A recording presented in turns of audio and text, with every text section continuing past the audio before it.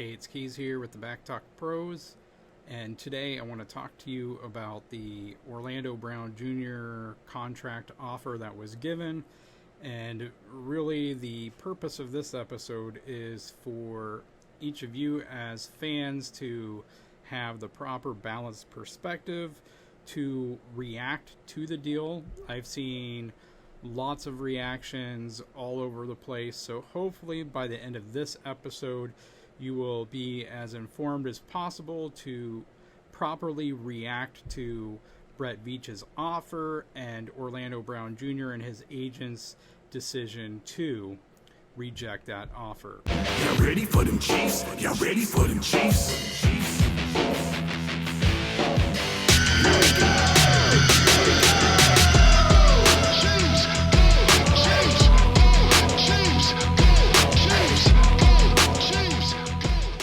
So the first thing that we're going to do in this episode is we're going to look at the tweets that I've seen that provide some basic foundation for what that actual contract offer was. So we're going to start out here with the fact that the final offer was 6 years. It was $139 million total, and that included a $30.25 million signing bonus, and originally mentioned as a $95 million in the first year here. So I'm going to go ahead and go on to the next ones, and I'll just get them all up here.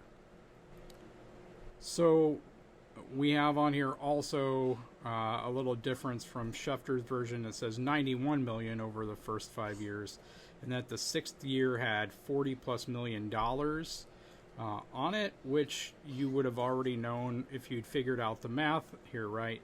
If there's $95 or $91 million over the first 5 years and it's a 6-year $139 million deal, that would have told you that it was the sixth year was way over $40 million.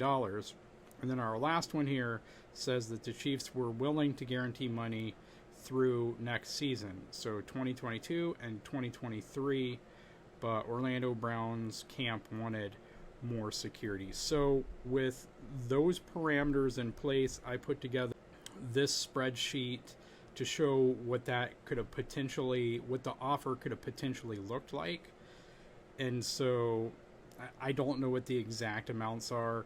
Some of this is just me toying around with the base salaries, using those parameters that $95 million has to be included in the first 5 years of that, and that the signing bonus was $30.25 million, which prorated over the first 5 years comes out to $6.05 million a year, which means that the signing bonus category is the one category that I'm actually the most confident is correct.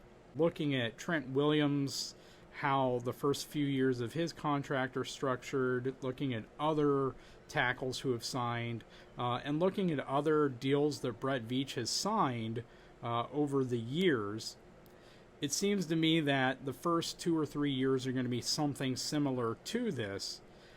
Keeping in mind that if that Orlando Brown's franchise tag is $16.5 million this year, it would be $20 million next year if they tagged him again, and if they tagged him for the third year in a row, I believe it would be somewhere around $28 million.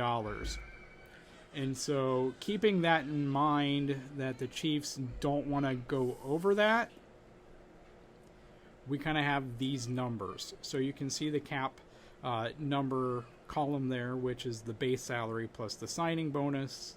Because we know the signing bonus already for those first 5 years, we can come up with a guesstimate of what the base salary is going to be, especially for that first year and that kind of that second year, because at some point it has to be worth it to the Chiefs to give out a longer term contract rather than just go year to year with the franchise tag for 2 years, say. And then you can see on the far right here is the dead cap hit number which is super important in my opinion of determining how long a contract really is. Because as you can see, if the Chiefs were to cut Orlando Brown after the 2024 season, if there's no other guaranteed money in there, the only thing that acts like guaranteed money on there at that point is the prorated signing bonus. The real money for that has already been paid. It's paid in year one, which is the benefit of going long term rather than going franchise tag and franchise tag.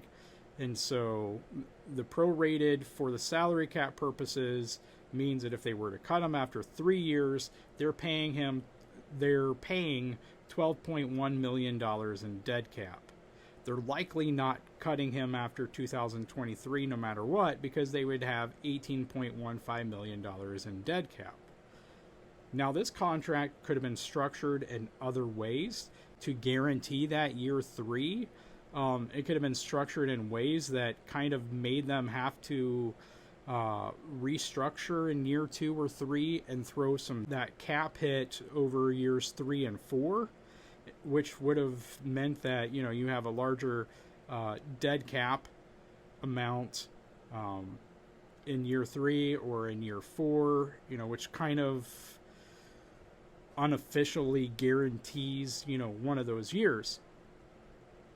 And I'm going to quickly show you the Trent Wiliams contract, but then I'm going to show you some other left tackle contracts just so you can see what I'm talking about, and you can see some of the creative contracts out there for left tackles and how you can kind of unofficially make a contract so that it's certain that, you know, year 3 or 4 is going to be guaranteed, or whatever the case is. So right now we're going to look at this is Trent Wiliams' contract here. You can see a $1.55 million base his first season.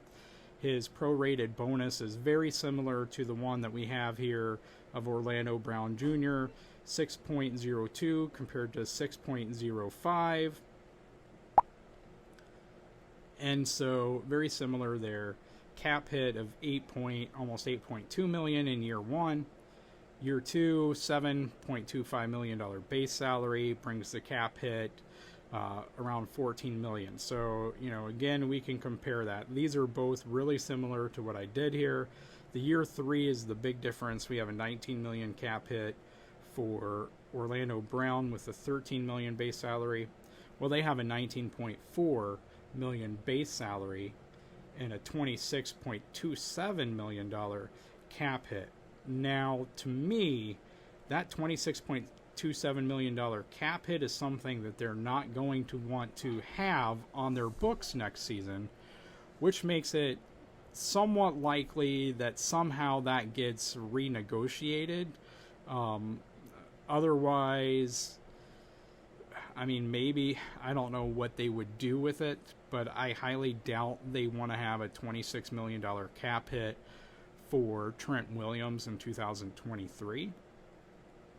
But you can see where having that big cap number and the cap savings, you know, is almost 7 million, because the dead cap number is 19 million, which makes it very unlikely that you're going to cut the guy. But anyway, you can see there where looking at the cap number and looking at the dead cap number kind of forces your hand into, even though these years aren't necessarily guaranteed, you know, if a player were to get injured, if it's not guaranteed, you know, tough luck.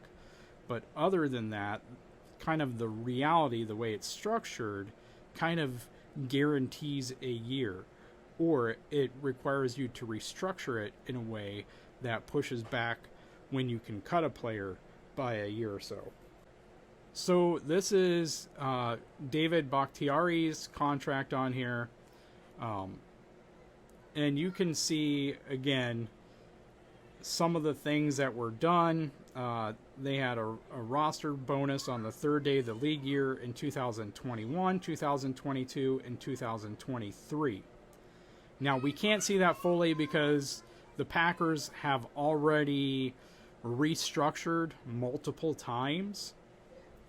but they were able to restructure multiple times because they threw these in and gave themselves some flexibility, if you want to call it flexibility, but some options between the player and the team. You can see here again some of the things that you can do here. Bahktiari's 2021 roster bonus was converted into a signing bonus to create $8.3 million in cap space. So that increases his salary cap number $2.768 million per season for each of the final 3 years on his contract. And Laramey Tunsil's contract, I have it underlined at the bottom here. He has a $10 million injury guarantee for 2022, which will vest to full guarantee on the 5th day of the 2021 league year. Now, his 2022 salary, I do believe, got restructured. But in this case, again, you can kind of see that picture of how everything works. If it's vested to a full guarantee on the 5th day of 2021, and a player has a super high cap hit in 2021, it guarantees that you're not going to cut the player in 2021. If you have, say, $20 or $30 million cap hit, if you cut him. What that essentially means then, since his 2022 salary, which was higher than this $1 million, because it was going to become fully guaranteed on the 5th day of the league year in 2021, well, all of a sudden, really, his 2022 was 100% guaranteed because practically you can't or won't cut him prior to 2022.